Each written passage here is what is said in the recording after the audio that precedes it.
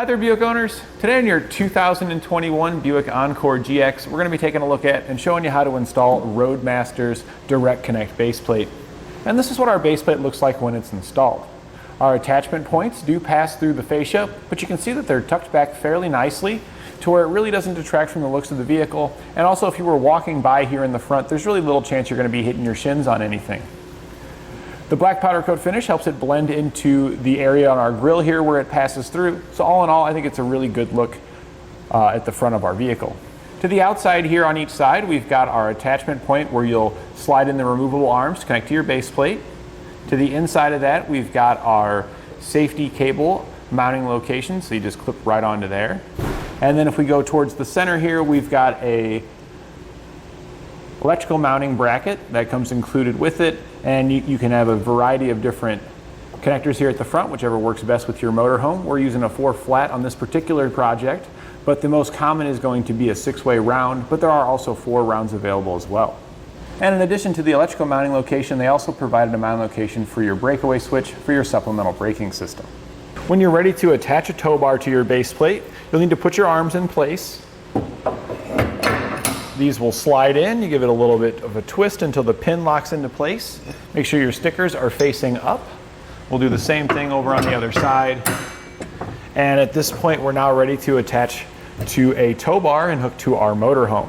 You can see here when you've got these installed, it does add to the length and size of our base plate here at the front. And when these are in, if you're parking this in your garage, this is definitely a high risk of hitting your shins on it.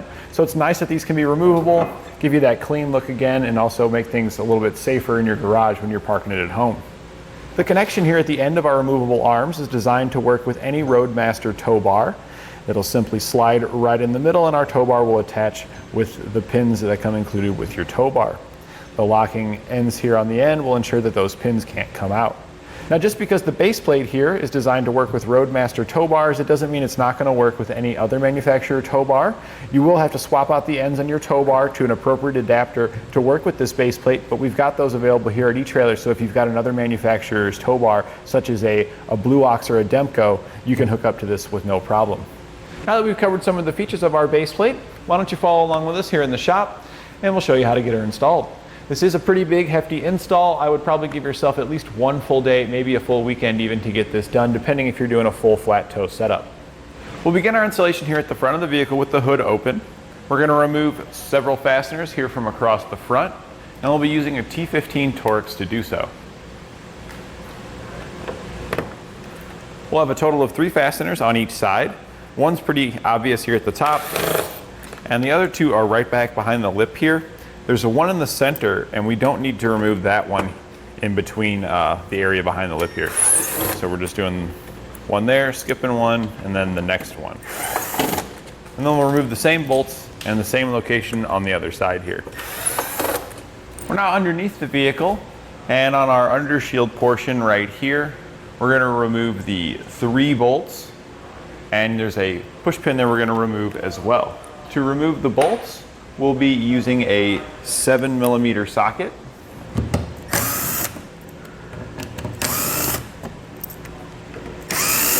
We'll just go ahead and remove the other 3 on the other side. And then we can switch to a trim panel tool or a flat-bladed screwdriver. Either of these will work pretty well. I like the flat-bladed screwdriver because if you look, there's a small notch in the clip right there, and it's usually about the right size for the flat-bladed screwdriver to fit in there. If you just give it a little push, it usually just pops out. We can then just pull the pin out after we've popped out the center. We'll go ahead and remove the one on the other side.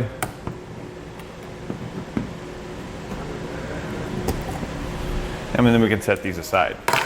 We'll then remove the Torx screws located here, attaching our fender liner to the bottom of the fascia. We're going to use a T15 Torx to do so.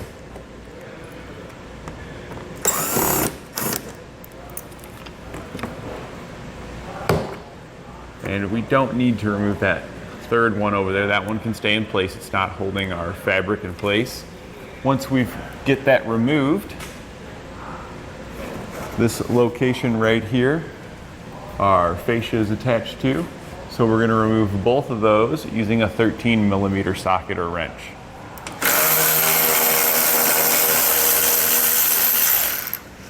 And then we'll head over to the other side and get those same pieces of hardware removed.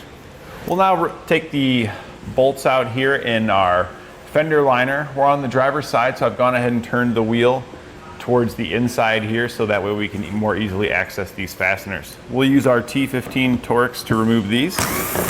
And we're gonna have about 5 of them that run up the inside edge here.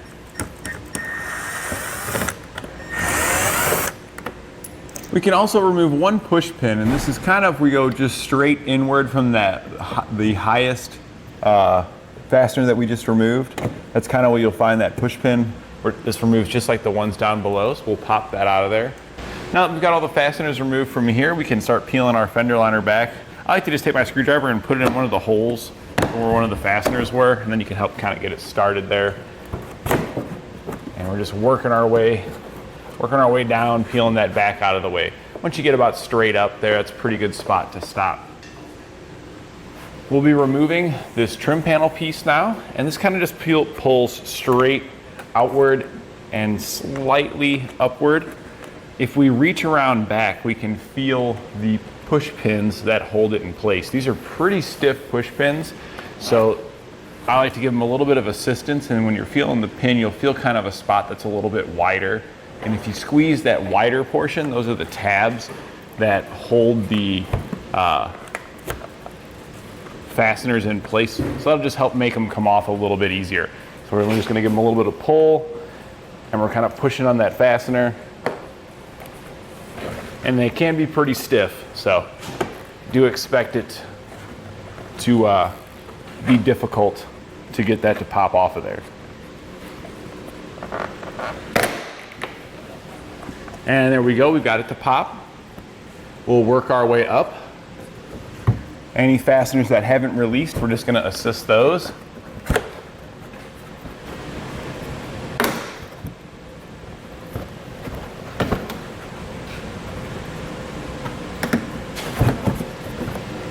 And we really just need to get to about that same point straight up here, getting it pulled out. We're also gonna have behind our reflector here, there's gonna be an electrical connector. To disconnect this connector, we'll first release the release tab. The release tab is gonna be located on top. So we're just gonna be pushing the red portion of that tab towards the center of the vehicle. And once we push that in, we can then press down on the release tab and get it off of there. This was the little lock tab that we pushed towards the center, the little red portion. And then this is the release tab right behind it there. Now that we've got this popped out to that point, what I like to do to keep that away from the vehicle is I'll just take a rag, or this is just some shop towels here, and we're just gonna fold this up. And this will make a nice, soft little spacer that we can put in place up here to keep our trim piece out of the way for us. And now right up here at this same location, there's a fastener just behind the panel here. We'll switch to a 7mm socket and we'll get that removed. So here you can see the spacer we put into place, and there's the fastener that we were talking about. We're just gonna pull out on this a little bit, and we're just gonna remove this fastener now. That's our 7mm socket. And after you get a couple turns on it with your socket, in most cases you can just pull your socket off of your ratchet, slide it on there, and that's gonna give you enough grip to just pull this out by hand.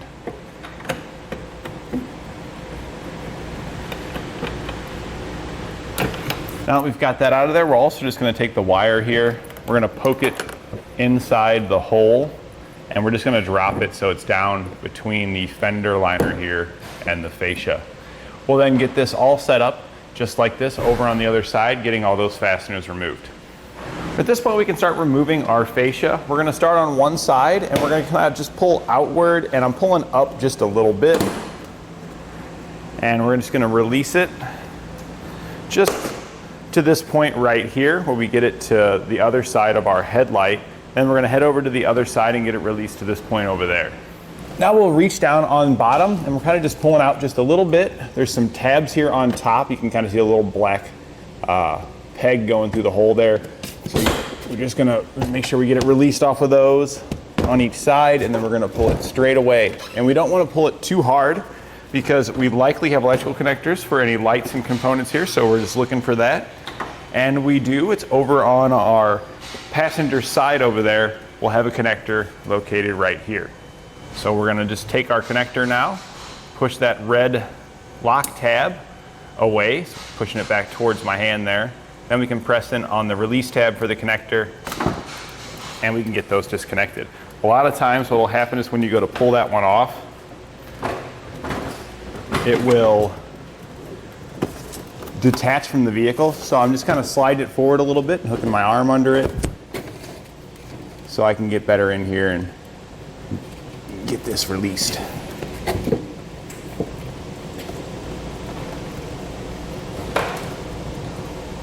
Go rearward, and then we'll set it aside where it won't get damaged. We'll now need to remove the lower air dam section here. We're going to be taking the entire piece off, and we're not going to reinstall it. So to get this off of here, what we'll do is we'll take where I've marked right here, we're just going to cut it on each side in this location, and I'm just using a pair of tin snips to cut it.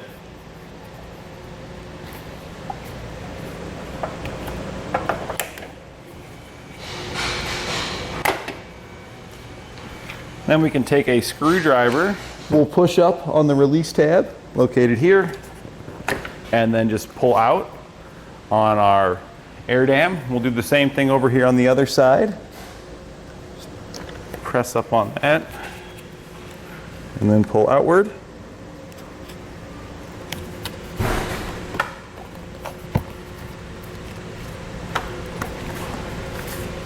And then we'll just take this and set it aside. We're not going to be reinstalling that. We'll now need to remove some fasteners on our bumper beam.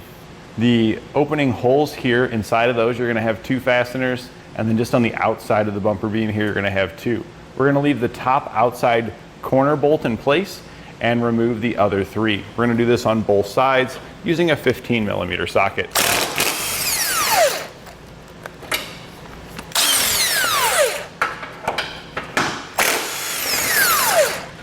Next, we're going to put some spacers in place. I've taken 2 of the spacers and sat them side by side here so you can see that they're not the same length. You'll have 4 of these longer ones and 2 of these shorter ones. We're just going to get rid of that shorter one for now. So we'll be using that in a later step. The longer ones we're going to take and insert into these opening holes here.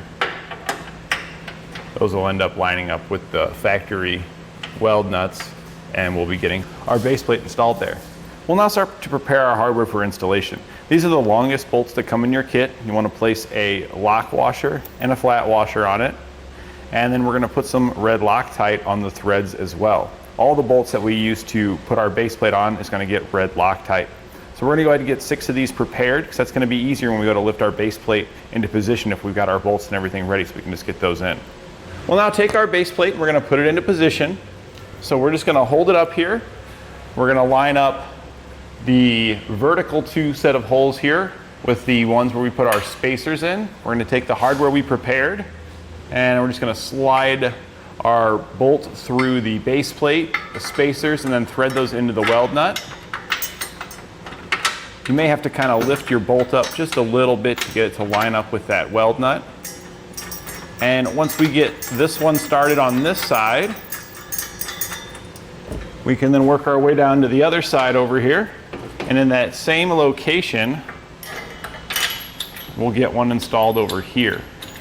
Once we get one installed on each side, now our base plate will hold itself up with these 2 bolts, and that'll make it easier to get the rest of the hardware installed.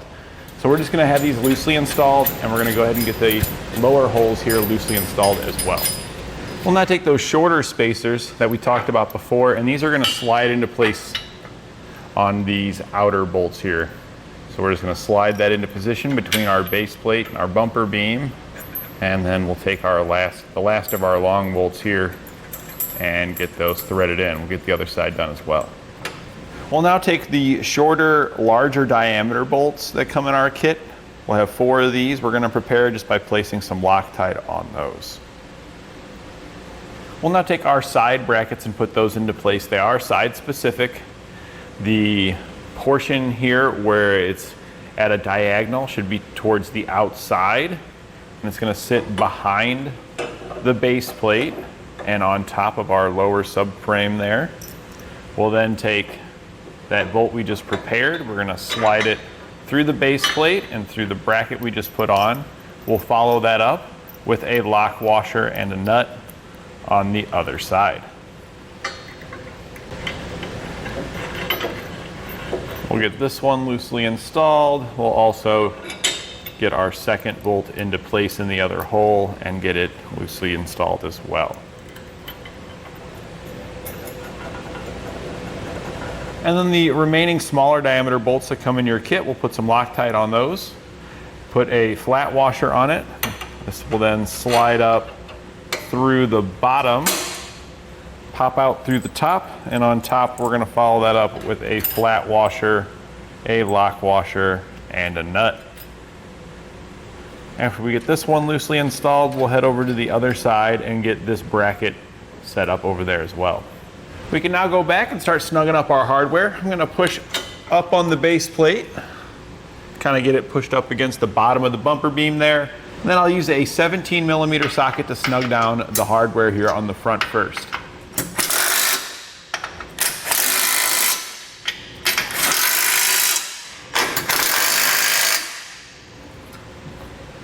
Now that we've got those snugged up, we can go back and snug up the remaining hardware. The larger ones that we've got down here, we'll switch to a 19mm socket and wrench for those.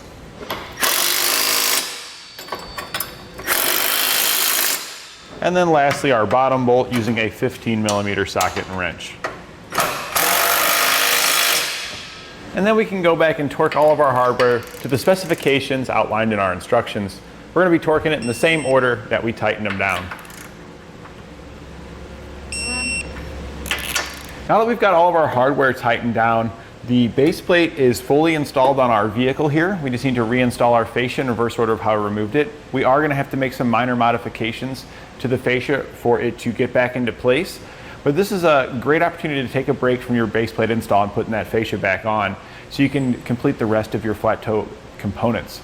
That's what we're going to do right now, because while we got this fascia off, when we go to do our diode wiring and our braking system, it's going to be a lot easier to run all those wires while we've got our vehicle in the current state.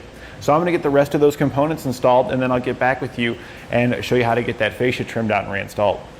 So we've got all of our components installed in the vehicle. Now we're ready to get this fascia back in place. We do need to make some modifications here. So I've got it flipped over. We've got some towels and some foam pads laid down to scuff up the other side. This foam pad here we're going to need to remove. So you can see our little release tabs there. We're just going to pull those back out of the way as we work this down. If we get both of the bottom ones on each side off, you can then kind of roll this out of here to get it off of these clips. And then we're going to set this aside. We're not going to be reinstalling this. Next, we'll take our wiring harnesses on each side. These are your fog lights, and this is where the harness goes across there. Where it's attached to this lower attachment right here, we're going to use our trim panel tool to pop that off of there. We'll then need to hack this off. This is going to contact our base plate. We're going to be doing the same thing to the other side as well. We'll use a cut-off wheel to cut it off of there.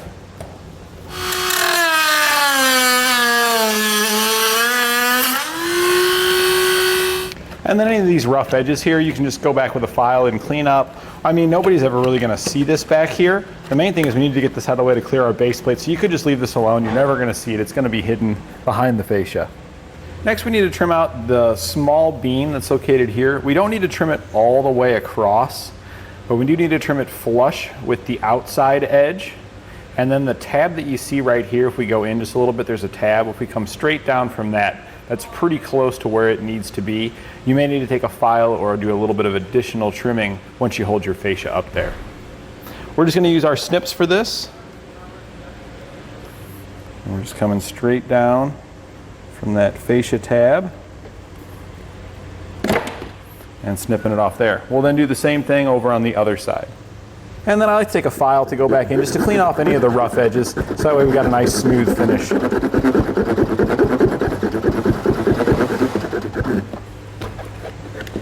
We can now put our fascia back into place. I do recommend having an extra set of hands when putting it back into place, because you have to feed all of your components here through that lower bumper, and it can be very difficult to do it all by yourself. we're just going to slide it into position. And as we're kind of just relatively mocking it up there, we'll need to double check ourselves at the front to make sure that our components are passing through. Now when reinstalling your fascia, when we were holding it up there, you might notice that you're getting caught on your electrical connections down here. You may need to bend these up just a little bit to make them clear. We're just taking a 1/2 inch socket, we put it in an extension, and that's going to give us the leverage we need to just get a little bit of pry out of those to bring those up some, so that way they're going to clear. Then just try to eyeball it and get those even. If you have a 6-way connector you're installing, you can hold that up there to match up the holes to make sure that it's going to attach appropriately. We also noticed we had to bend our breakaway switch just a little bit to get this to clear as well. And now with our fascia reinstalled, that'll complete our base plate installation. I did want to point out down here where our breakaway switch was, we did do a little bit of additional trimming down there in order to get that to pass through as well. And that completes our installation of Roadmaster's Direct Connect base plate on our 2021 Buick Encore GX.